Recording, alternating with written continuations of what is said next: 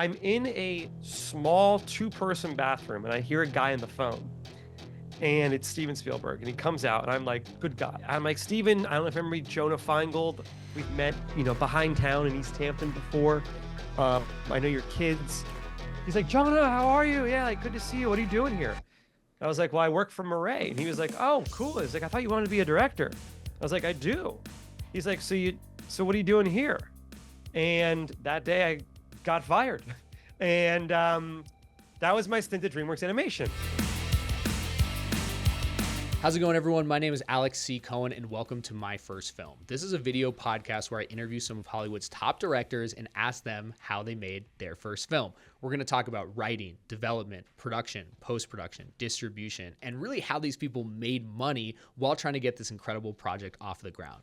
We have truly the perfect first guest. This is Jonah Feingold. He is on to movie number 4 right now, but his debut feature, Dating in New York, is fantastic. It's one of the great contemporary rom-coms, and I'm so excited to have him come in and break down this movie. You might recognize his more recent work, At Midnight and Exmas. I love both of these movies. Exmas is going to become an annual watch for me. He's also in post-production for his 4th feature, 31 Candles, which you should be hearing updates about soon. The other great thing about Jonah, he's also an educator, and he's taking the initiative to go online and help filmmakers make their first features as well. If you guys have a couple minutes after we talk to Jonah, I'm going to be giving you guys weekly updates on my first feature film, Petunia. This will be a really candid and transparent video diary of how it's going in the hopes of demystifying the process and encouraging you to make your first feature as well. So without further ado, here's Jonah Feingold. All right, guys, we are here with Jonah. Jonah, thank you so much for jumping on. How have you been? How's everything going? I'm good. Obviously a super strange time to be a filmmaker. That sentence makes a lot of sense no matter what day you say it or what year, but I was just actually on a phone call with my sister. She was expressing some of her creative frustrations. And I was sort of, the industry is really weird right now. And she was talking a lot about her own creative intent. And I was brought back to that really great Ira Glass video about, your creative intention versus what actually gets created. How we see something in our heads, it's 100%. What we make is like 60% of that. And so I was just rewatching that. So I'm doing good. I was, I'm going through something there, obviously, but doing well. Why don't we start from the beginning? Why don't you tell me about where you're from originally and if you kind of carried the inspiration of your hometown or your upbringing into any of your work? Absolutely. So I'm born and raised in New York, New York City. I think this is going to famously, the reason I make movies is because of this film over here called Hook, which is a movie I saw when I was 3 or 4 and changed my life fundamentally. I saw that and said to myself, well, whatever that was, I want to do it. And I didn't really know what that meant in terms of, is it acting? Is it holding a boom? Is it camera operating? Is it directing? Is it producing? Is it writing? I just knew that experience of watching that movie transformed something inside of me forever. And as a result of that, my parents are movie fans. So they were quick to say, oh, there's other movies out there besides Hook that you should watch. Whether that was Nancy Meyers or Nora Ephron or Albert Brooks or Steven Spielberg movies. Even if going back to, Billy Wilder and Ernst Lubitsch and all these early inspirations that to a, 10-year-old were really fun to watch and really transformative. I also am a product of Disney. There's a Lion King poster behind me. I grew up with severe dyslexia and learning disabilities. And so one of the things I would do is usually just lay down and go watch a movie. And Disney was quite comforting in that capacity. So I'm not a Disney adult, but I am pro-Disney storytelling. 2 of the screenplays you wrote that became movies are based in New York. Is that correct? Yeah, I think to jump even super deep into something which I've been thinking a lot about, which is like an artist's identity. Yeah. And I only in the past 2 years have considered myself an actual artist, which I'm really curious about you and other filmmakers about when you look in the mirror and say, oh, I'm an artist. I'm not just a filmmaker or director. And one of my artistic muses and reasons for my art is New York. And obviously, I'm by no means the first person to do this. I won't be the last. New York is a very inspiring place, but it's my view of New York. And I'm so inspired daily by this city, by the dynamics of the characters that live here, by the romantic nature of the city.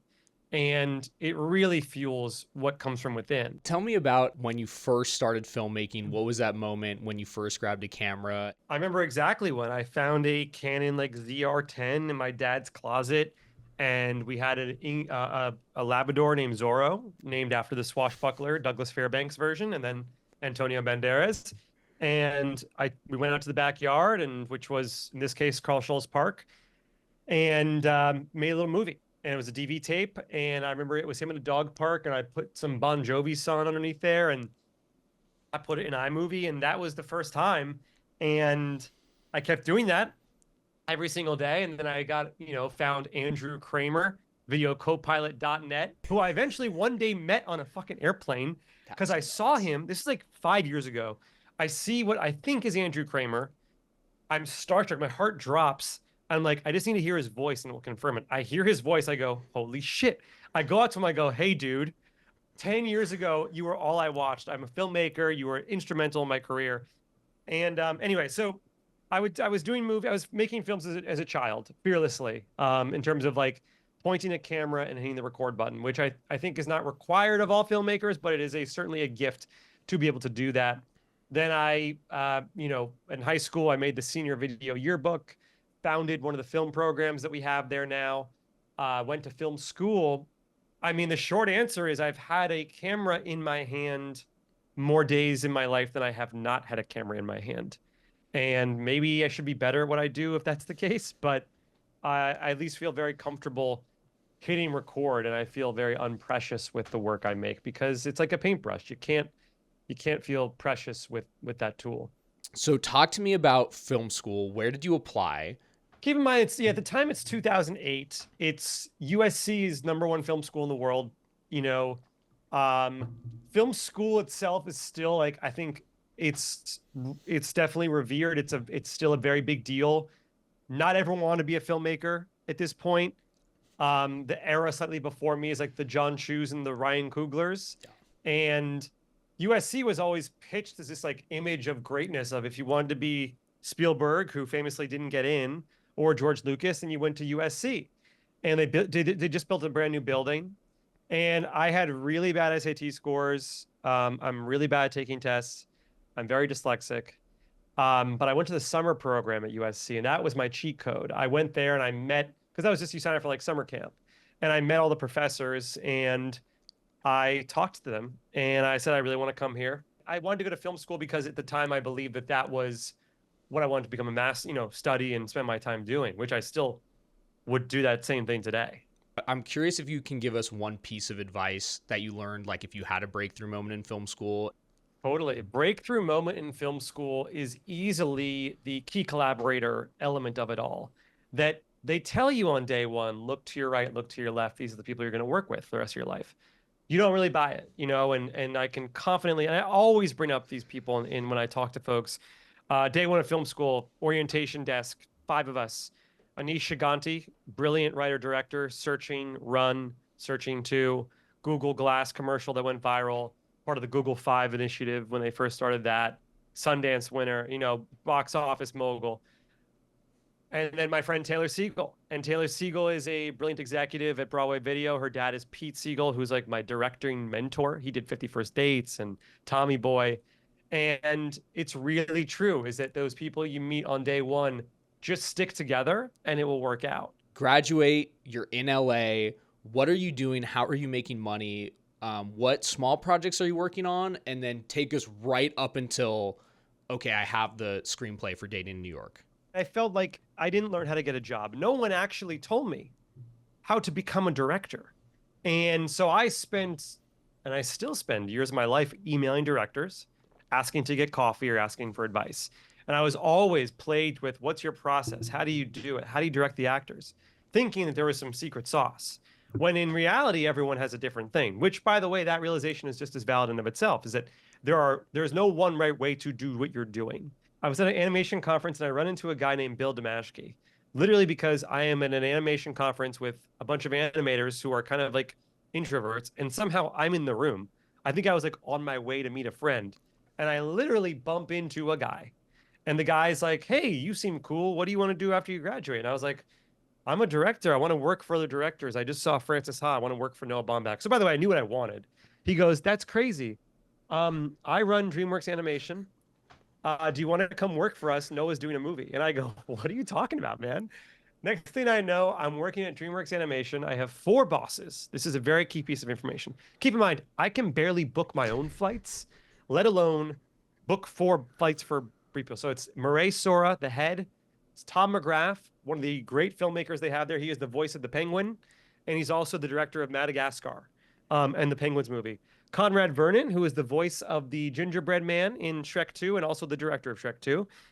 And then Noah Baumbach and Greta Gerwig, who are dating and are writing a movie called Flawed Dogs, which is to eventually be voiced by Mark Wahlberg.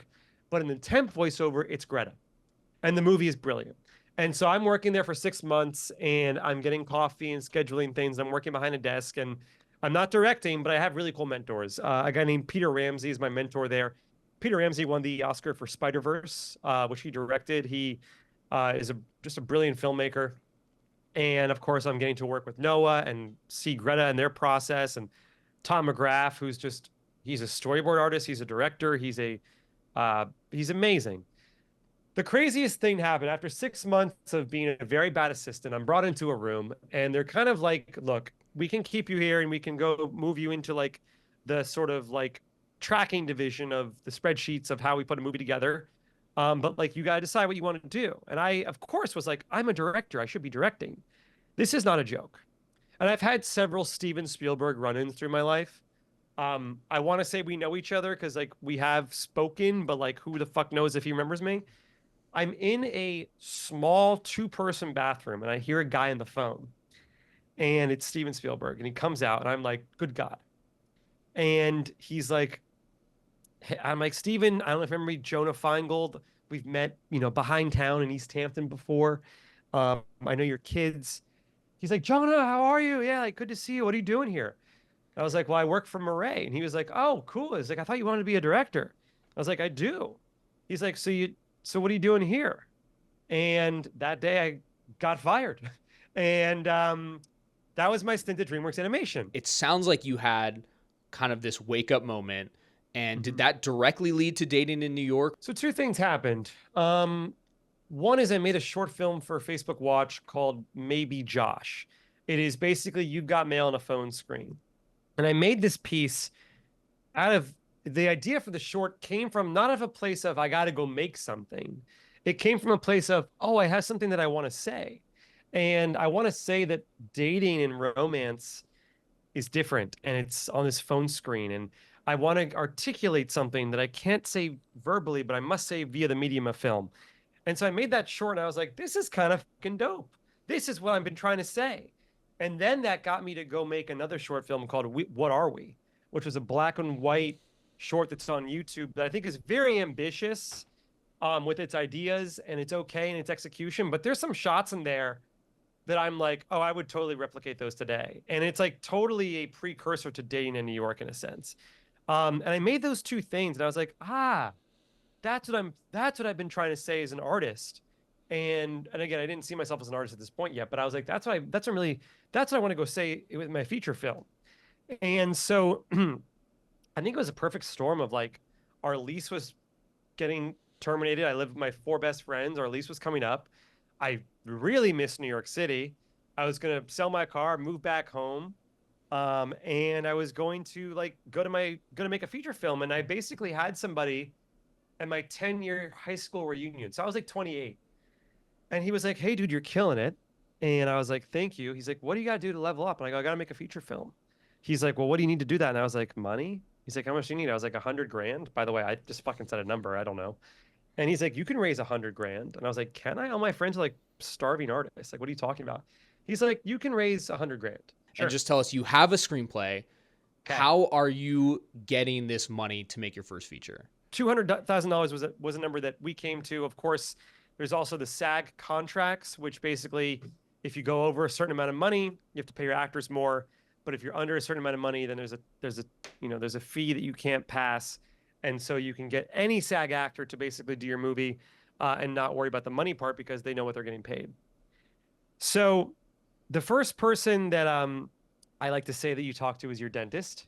Why? Because your dentist has a good salary. Your dentist knows you very well. They know every single tooth in your mouth. So they believe in you and they have the money to invest in you, and it's not going to change their life. That's why I say the dentist, because the people that you go to first need to know who you are, because no one's really ever investing in the movie.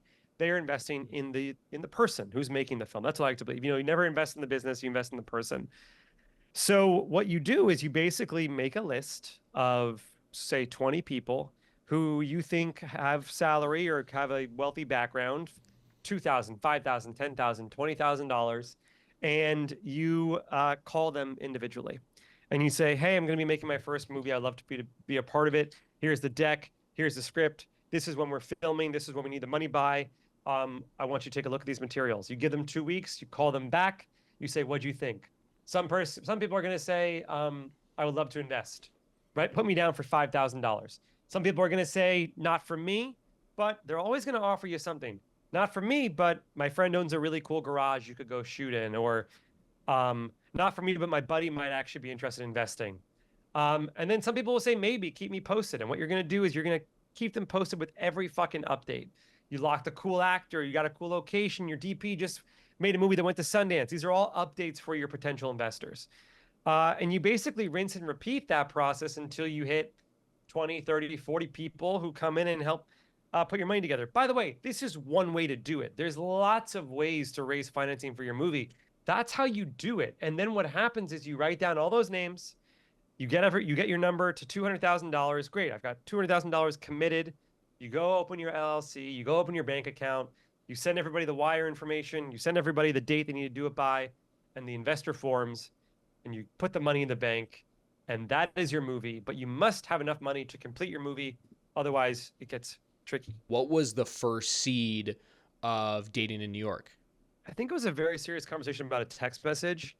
And I was like, I love this idea that there's like two people talking very eloquently about just like, and I miss you text. And I think that was like where the first conversation rose. I think the first scene I wrote was like the diner sequence where they're having a contract about their relationship. I was very inspired by a movie called Modern Romance that Albert Brooks made. I was very inspired by When Harry Met Sally, obviously. Pulp Fiction was super inspiring. That's a deeper cut.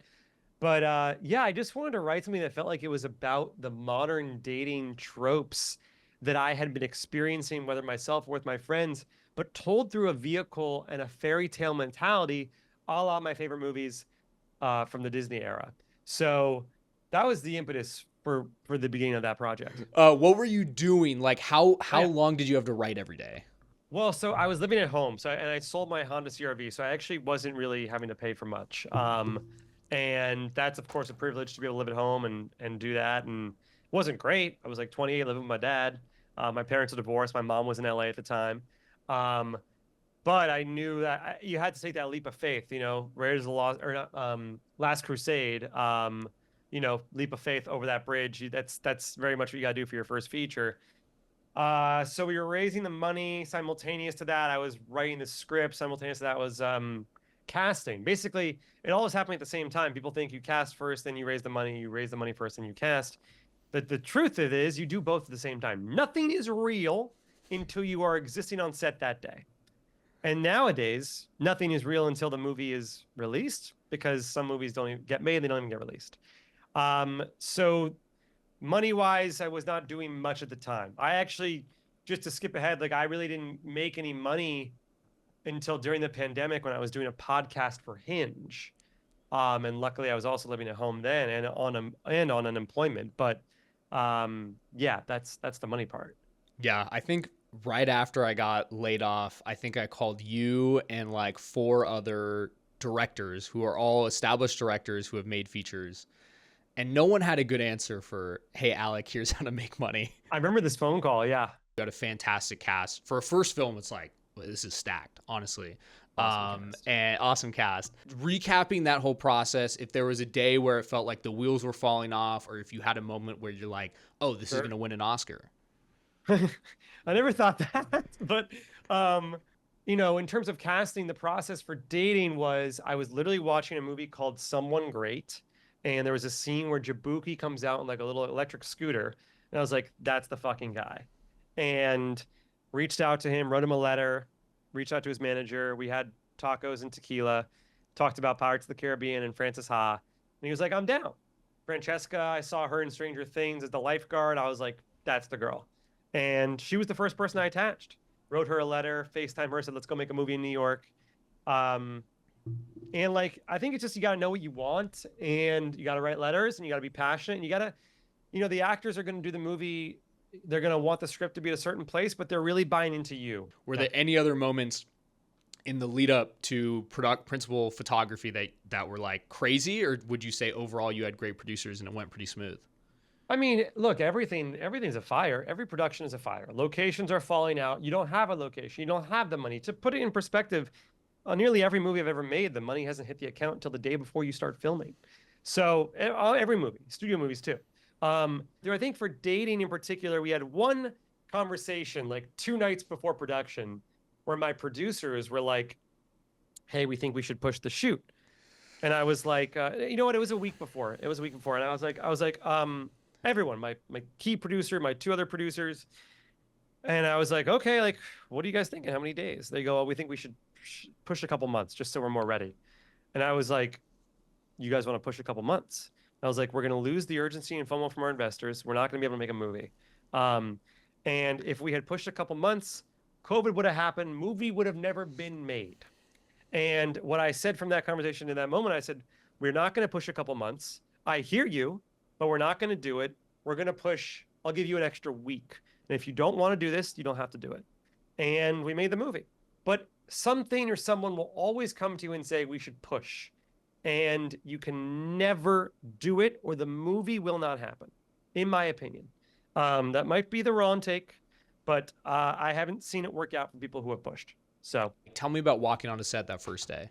For me, it was dream come true. I was not scared. I was not throwing up. I was like, how lucky am I to be in the streets of New York City with a film crew, living my dream, truly. And so it was never fear.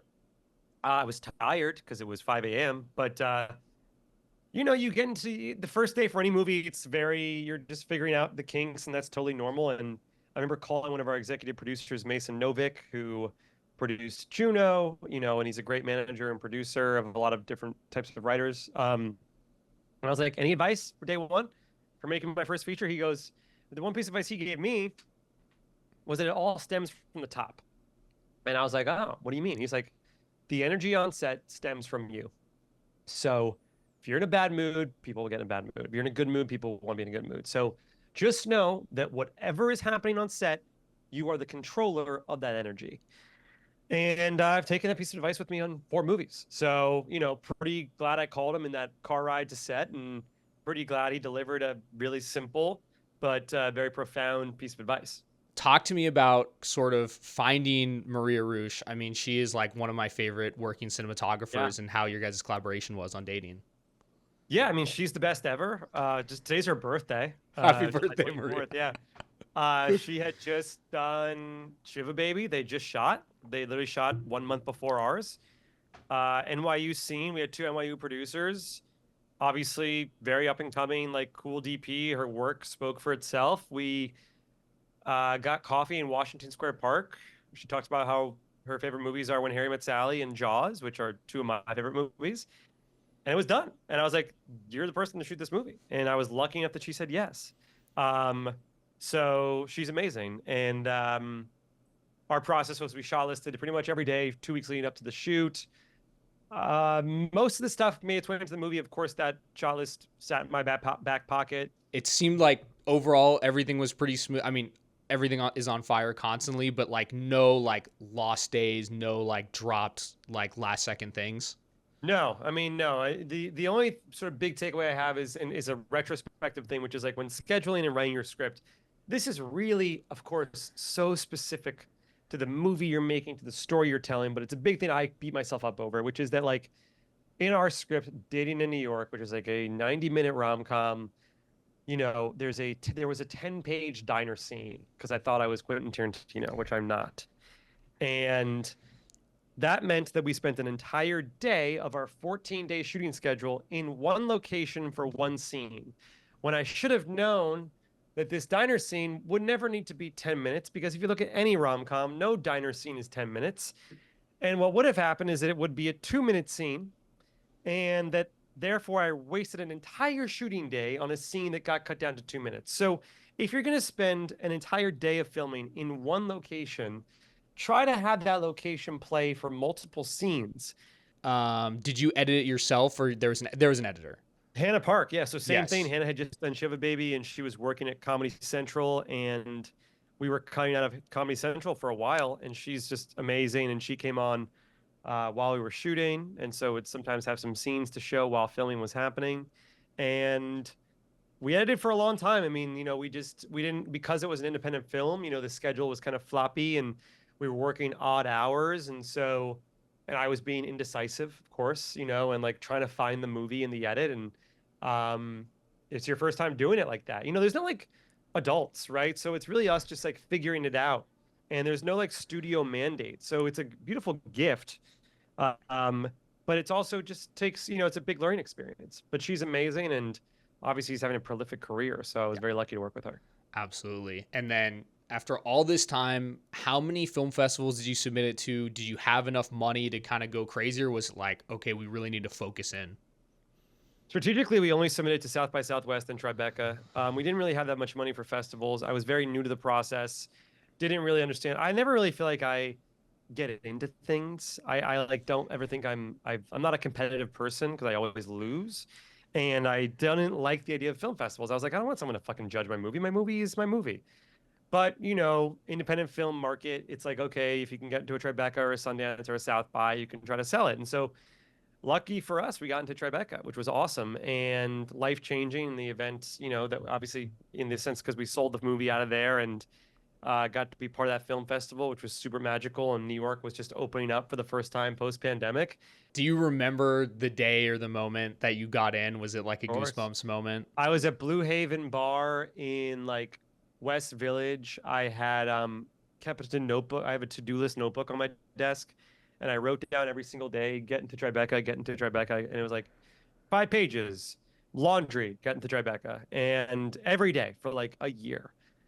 And I got a call from my producer, who said that our sales agent Billy was on the line, and I was like, okay, let's hear it. What's this about?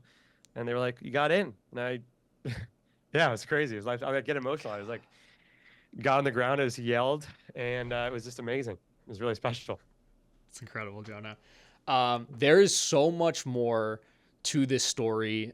We didn't even get to talk about IFC and some different things, but there's a way for you to learn about all of this.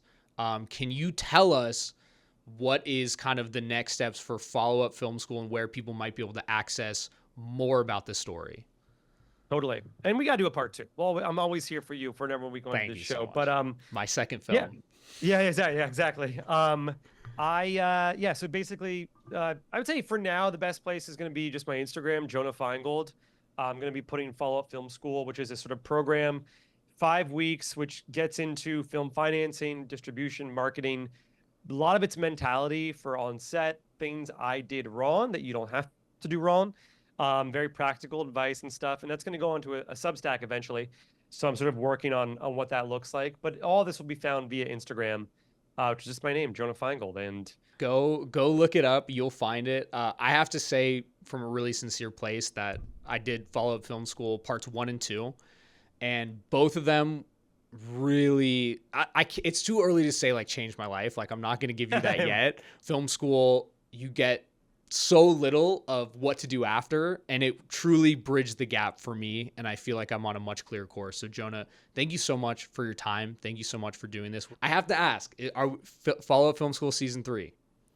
It's being discussed internally, which is me basically being, how can I provide more value and provide more specifics? So, and I think one of the cool things I'm looking to do is hopefully bring a little bit more active behind the scenes on set stuff.